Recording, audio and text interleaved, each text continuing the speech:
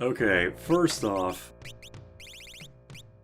so this is a sequel to the Beastmaster mediocre jobs video, in case you thought that run should have been the Ranger for the Fire Crystal job. Everybody wins! Except for me, who has to use Dragoon and Red Mage for 2 videos in a row. I mean, they ended up pretty good, so I won't complain too hard. So because of that, we're skipping the fights up to after the castle escape. Also, as you can see, I'm playing on Project Demi. I broke that chain of best, worst, whatever party runs being on the GBA because the ending of the previous run had a lot of grinding, and I want the ×4 experience option for it if I want to do that again. Also, I'll give a reminder for it when it becomes more relevant, but I do want to give a flashing lights warning for this video, because there are a lot of critical hits near the end of World 3. Rapidfire and rune weapons might be strong, but they can be a bit of an eyesore. We do technically start with Ifrit and Byblos, but they're just significantly easier because we don't get the Ranger until after Crescent. It's technically different, so here it is. But we get a Ranger right after, so it's whatever. Maybe it's worth noting that Aim is another ability that dodges the chicken knife flea, but obviously it gets completely replaced by a Rapidfire once you get it. And surprisingly, it only takes 600 ABP to get it. That sounds like a lot, and it is, but consider that dual cast takes over 1000 and dual wield takes 640. There's another balance idea for you. When you master Ranger, replace the innate aim with Rapidfire.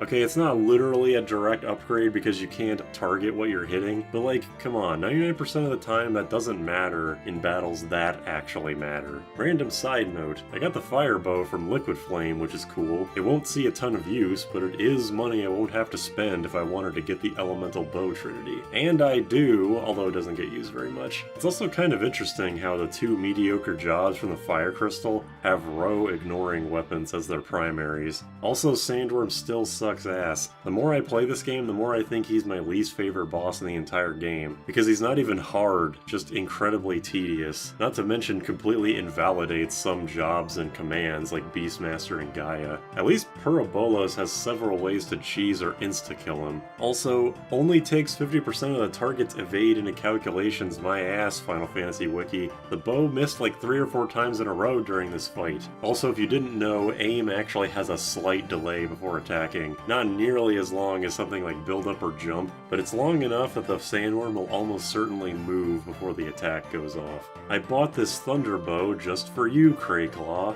I bought this ice bow just for you, Adamantoys. And then Crayclaw gave me a second one. Also, I'm doing this while I still have access to 2 monks, because Kick, as shitty as it is at least a form of free party damage, so I don't gotta go back to the inn every 10 fights or something. Although, I kinda thought that Kick ignored evasion. I guess that's not true. I don't know where I got that idea. Time to grind aim on everyone then. Kinda missing control right now, gotta be honest. Much as I'm tempted to rod break, I'll only do it unless necessary, which will probably be World 2 Exdeath again. But for now, we've got 2 thunderbows firing, and ideally they take out the launchers before too many of them get olded. I did buy the Coral Sword for the Red Mage, which is Lightning Elemental, and I can't really remember if I used that in the previous run. Wait, let me check. Well, anyway, unfortunately 2 of them get olded, but at least it was only 2. This fight drags for a while until only Lena and Faris are left, and at that point it's basically done because the healing staff can just alternate healing the 2 of them so that neither of them die. I guess this is a situation where having less health is good, so that Cura can out-heal the percent damage. I guess I never really thought of something being easier with less health. I remember Archeo Avis being really difficult when I first played this game, and he's never been hard ever since. I wish I could remember why I always had such a hard time with him. Anyways, this fight is more or less just a mashing fest. Lena sets up Protect on everyone, then her and Faris fish for Nightingale with animals while the monk punches away. Apparently Nightingale is just a full party chakra, which surprised me. I thought it was just a party heal stronger than Cura. Too bad it's random because it beats the hell out of Cura as far as party healing goes. I also bought the silver bow because I know this guy has weird swapping immunities to the 3 main elements, but this is most likely the only fight where the silver bow will see use in. Animals does remind me though, I really wish the level requirements were toned down somewhat. I know it's basically pointless asking for a buff for fucking animals, but Wild Boar being a level 50 skill is really bad because you're never going to get that high level normally, and it's still pretty weak. And the level thing is even worse for Unicorn. Level 60 60, seriously? It's unarguably the best healing move in the game, a free full party HP and MP refill, but it's random, and you still need to sacrifice a whole ability slot for it. Even bumping the level requirement down to 45 would still make it out of reach for a lot of playthroughs, but not so far away that you need to grind for literal hours just to see it. I mean, without looking up animals on the wiki, would you have assumed that you keep getting new stuff for it past level 40? Even level 30? It's not a waste of dev time on the level of like the Necromancer, but it's still disappointing. Kinda like what I said in the Blue Magic video about the best based on HP moves, the best animals outcomes are the two healing ones. The Ranger and Beastmaster versions of Purobolos play out more or less the same, just full party fire-as until they either die all at once or they self-destruct. No poison this time though. I have animals on to maybe get some bees for party damage, but that doesn't happen and then they all start blowing up on their own. But once there's more of me than there are of them, then this fight isn't losable as long as I heal damage from their regular attacks.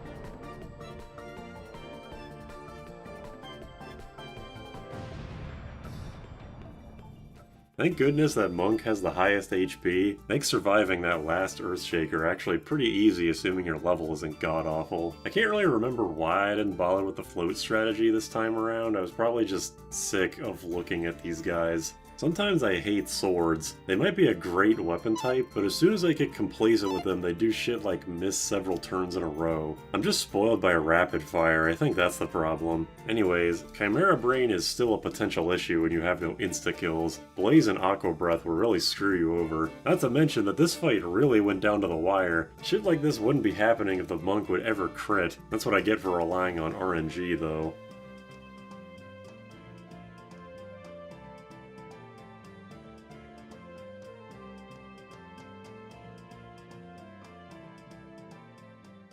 I'm going to take a second to talk about Galuf. If there's anything in this game's story that I care about, it's definitely this guy, because he's like the only one who has anything going on. He's one of the Dawn Warriors from this game's backstory, so he's part of two groups of JRPG protagonists. He single-handedly rescues Bartz and company from Exdeath's castle after punching out Gilgamesh. He's one of the oldest playable characters in the series, and yet still has the highest HP out of the 5 characters in this game, and the second highest strength. His theme song is badass.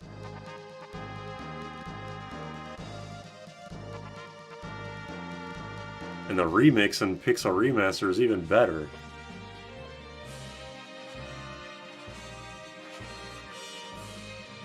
He's a king, and his showdown with Exdeath in the Forest of Moor is far and away the highlight of this game's story. Unfortunately, I assume Galuf would be pretty low on the list of hype bringers if 5 were to get another character in like Dissidia or something. I figure it goes for the top 5 in some order. Bartz, Faris, Krill, Gilgamesh, Exdeath. Also, his design in Theatrhythm Final Bar line is really weird. Also, for fuck's sake, can you get a critical hit sometime? I mean, this fight is pretty easy once you get old off, but like, seriously? What's the critical hit chance anyway?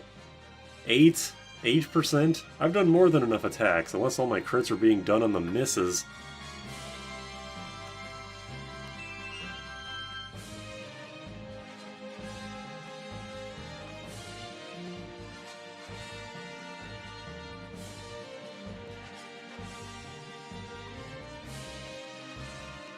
You know, I shit-talk animals a lot, but Nightingale is legitimately great. I mean, it's unreliable for bosses, but for grinding, it's really easy to just hold A when you're doing encounters, because animals will eventually give you a big HP refill for no MP cost. Very nice. Anyways, luckily I have equipped bows for Galuf, which is great because the Werewolf Town gives me something that the previous run was lacking, an instant kill weapon. Because I basically never actually use bows, I wasn't aware of this, but apparently the instant kill effect is the same white flash effect as a crit, instead of that big skull thing that usually accompanies it. I like the effect, simple as it is, I just definitely wasn't expecting it. And same thing with this Gilgamesh fight, unsurprisingly. Alright, I'm not making the same mistake this run, I'm getting those reflect rings. Similarly nice is insta-killing the crystals with the Ranger. I don't have to do any of those gymnastics from last run, I can just kill them outright. I did grind a bit to get equipped bows for more people, but they were all pretty pretty close, so it was a minor diversion. I also come very close to losing in this fight because the instant kill chance is actually super low. Plus, I'm not sure if that whole level difference for spell accuracy actually matters for stuff like this. I know it primarily applies to the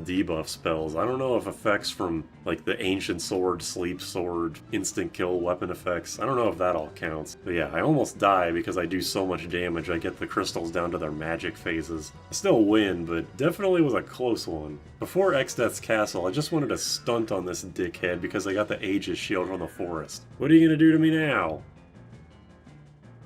Yeah, that's what I thought. Carbuncle reminds me, you know how Optimize just isn't very good and the game is more than aware of this fact? I thought that it went purely based on stats, hence why the cursed equipment gets optimized so often, but that can't only be it because the game will literally never optimize Elf Cape if there's any other accessory, at least on SNES. Pixel Remaster just reworked Optimize altogether, which is one of the better decisions from that game, but like, if you have a Reflect Ring and Elf Cape as your only two accessories, then Reflect gets put on every time. It can't be buff based because the Hermes sandals never get optimized on either. The Elf Cape is really good statistically even beyond its evasion chance, so what exactly is going on here? And naturally I don't need to mention that the gold pin never gets optimized either, but that's a specific example an NPC gives you, so that's less surprising. Although he does tell you about the gold pin before you found one, that's something that's always struck me as odd. Anyways, yeah, Optimize makes no sense,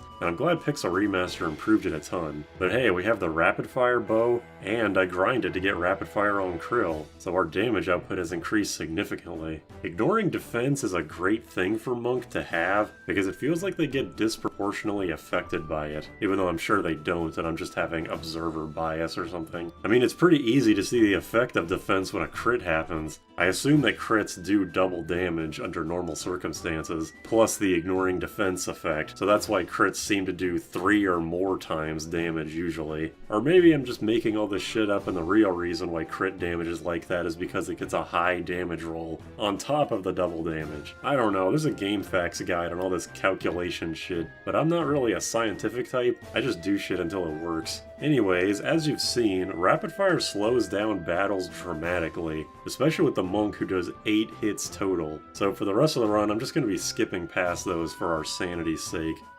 I tried this fight legitimately one time and died right after I got to phase 2, so I'm skipping straight to cheese. Reflect Rings means I can't use Protect or Cura, but it makes me significantly more survivable in the second half and boosts my damage a bit. And we've also got Rod Breaks. I'm sure doing Reflect Ring strats mean I don't need Rod Breaking, but I hate World 2 Exdeath, so I'm more than willing to push past him onto the fun rest of the game. Also, you know, it's getting difficult to come up with stuff to talk about for this long-ass boss fight in every run. How about this? Does anybody have their most wanted game for Nintendo Online? Let's ignore the fact that NSO is a scam for a minute and just talk about that. My most unironic want is Mischief Makers on the 64, and I actually think it's semi-plausible since other treasure games are on there, like Sin and Punishment and Gunstar Heroes. A semi-ironic want is Block on the SNES, mostly because I really want more people to know about the Fallen Brothers music. I heard that Jeff Fallen died like mid last year, which is a damn shame.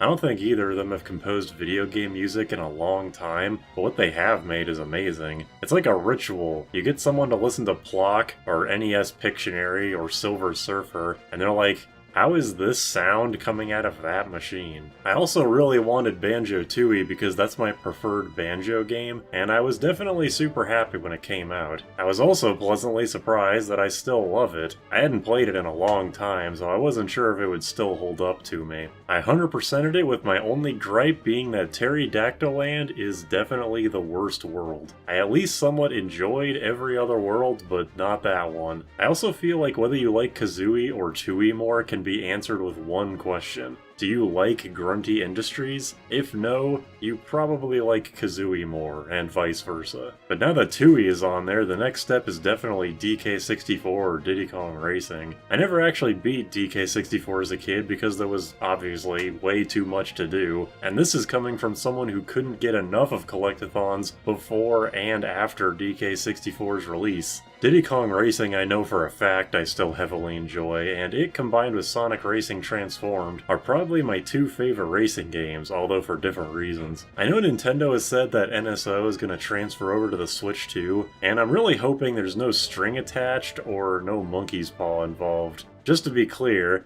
I'm recording this on, January 12th, 2025, so whatever happens after today is up to God himself. Anyways, yeah, there's plenty of games left to be put up on there. Personally, I doubt they're gonna put GameCube and ON consoles up there, because even the smallest GameCube game is like a gigabyte, and I hope to Christ they don't start doing cloud gaming. That shit would be so ass. It seems like they're more likely to just port GameCube games anyway. What with the Pikmin 1 and 2 collection, Thousand Year Door remake, Sunshine and Galaxy being part of 3D All-Stars, the eventual Wind Waker Twilight Princess HD port, and so on.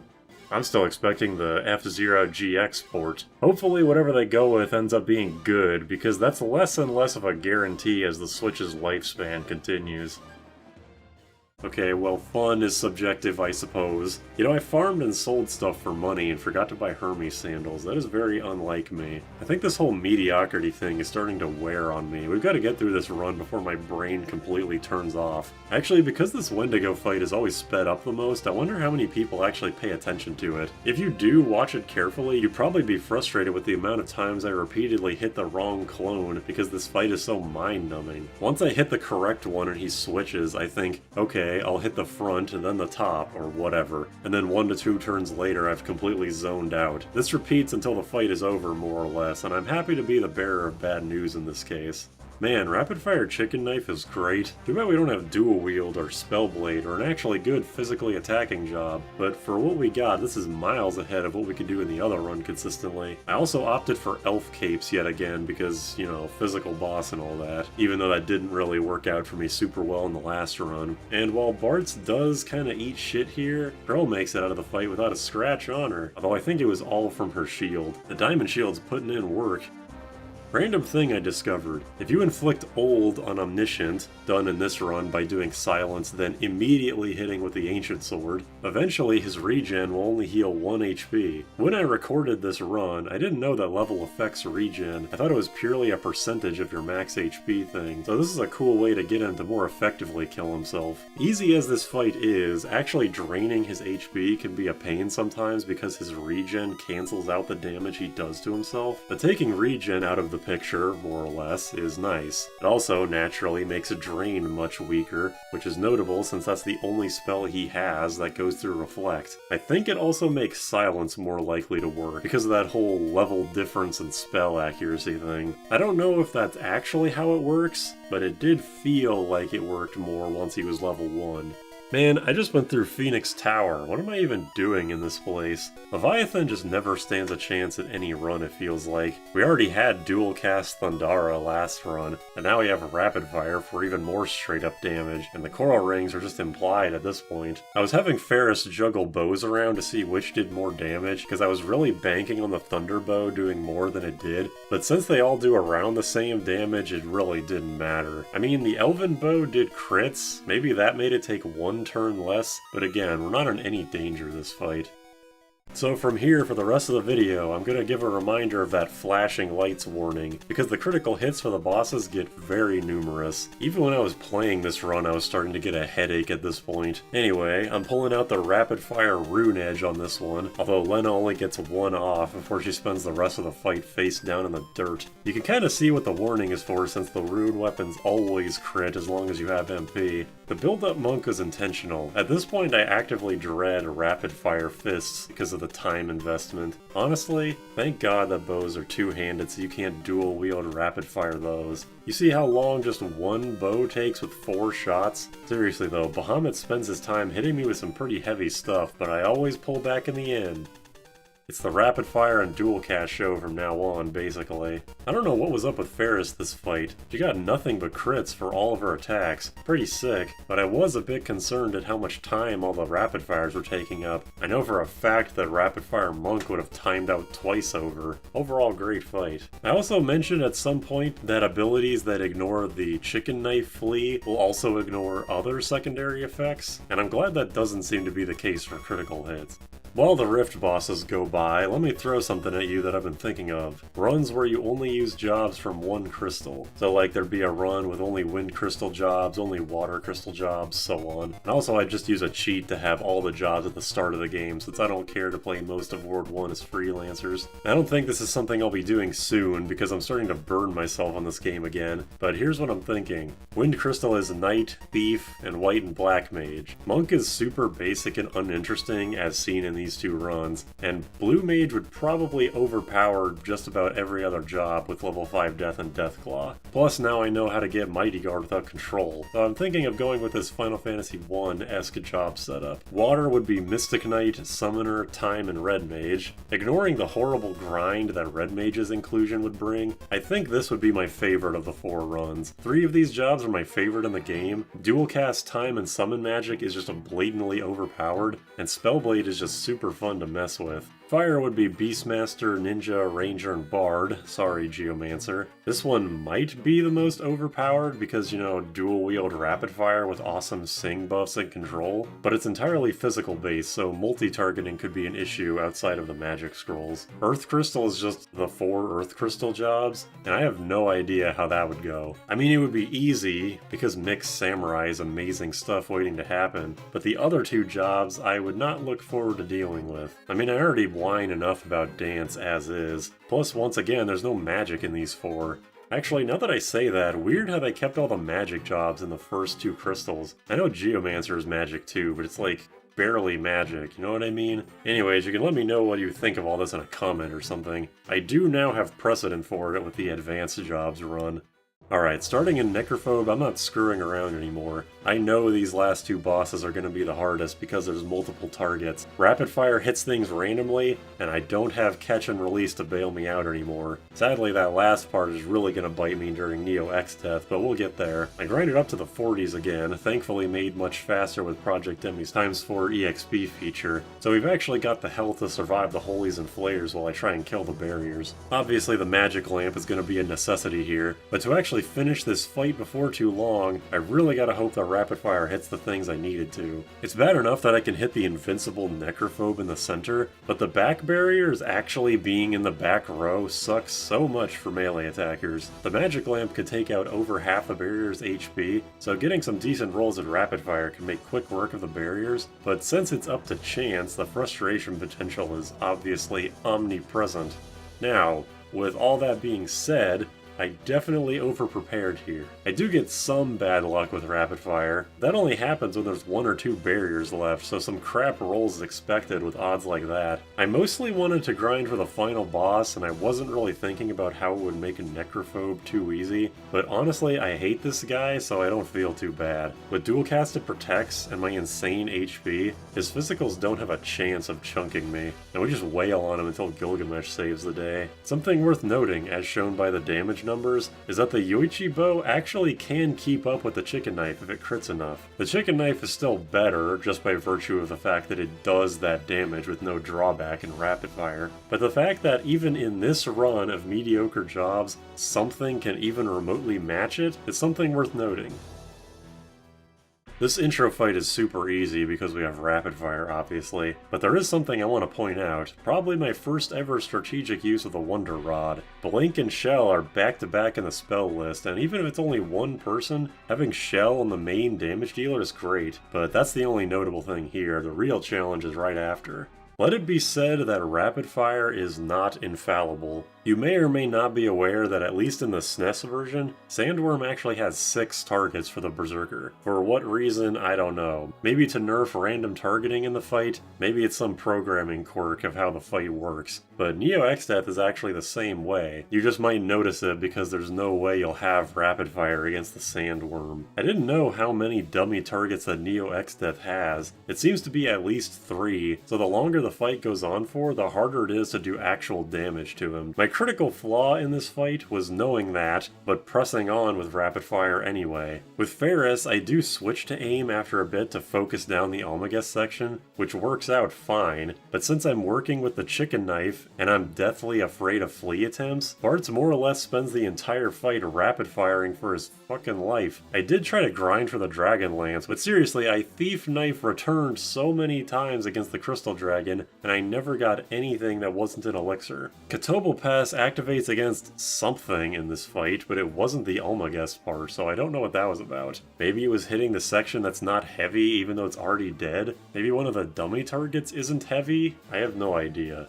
But you might notice, or have noticed, that this fight is long as hell. I put myself in a no-win situation because Bart spends a lot, and I mean a lot, turns hitting the same dummy target with all 4 attacks. I'm actually going to comment on things as they come up instead of giving all the commentary up front because there's a handful of things that are very noteworthy. Something funny about Grand Cross olding Lena is that even if I was considering rod breaking in this fight, that happening to her nixed that idea right away. This fight was actually a first try, somehow, but if I had lost, you better believe we were headed to Rod Break Central at full speed.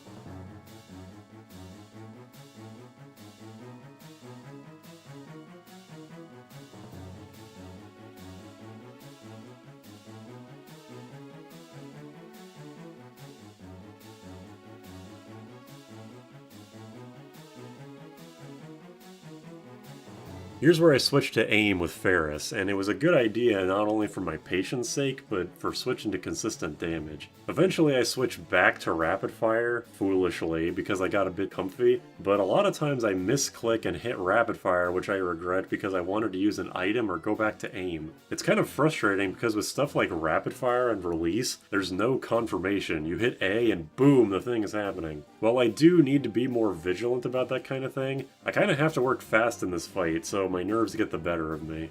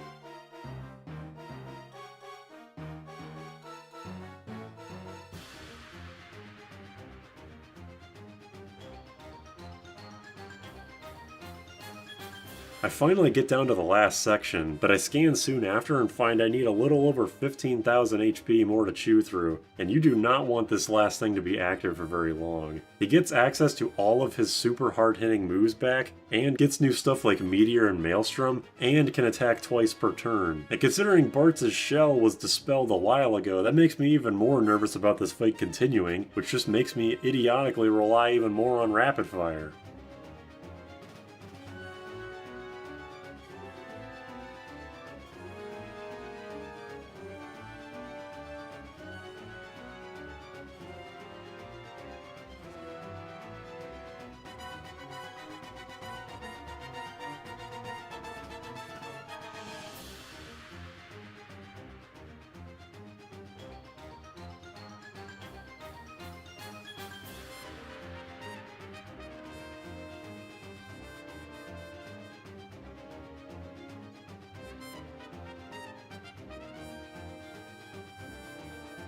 Things are so dire here that I was convinced I was gonna lose. Everyone's dead or almost dead. I have no more elixirs. All I can do is just attack and hope for the best because I'm far past the healing stage. And yet...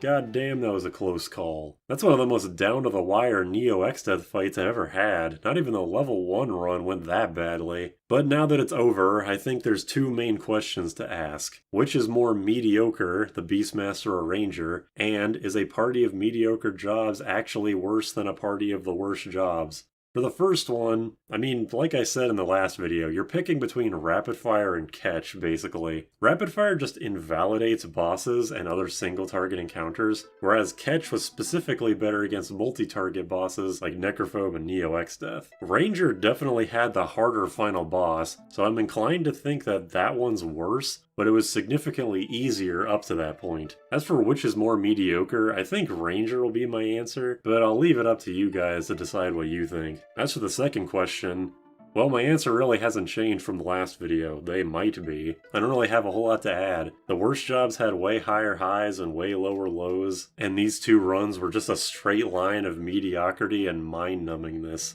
I mean, the Berserker hit randomly, and Sword Dance is stupid, but when those jobs hit, they really hit hard. Plus, Geomancer having consistent full party damage for Neo Exdeath was amazing. I think the fact that I'm even considering it is a bad enough condemnation to these 5 mediocre jobs. If nothing else, I hope all these worst, best, whatever parties are evidence enough to you that it's not about the jobs, it's about synergy. I mean, if you've played this game, you already know that. But having definitive proof like this, having a rapid-fire dual-cast team that struggled so much against the final boss, shows the weird tightrope of balance this game constantly hangs on. But whatever, I've rambled long enough. See ya.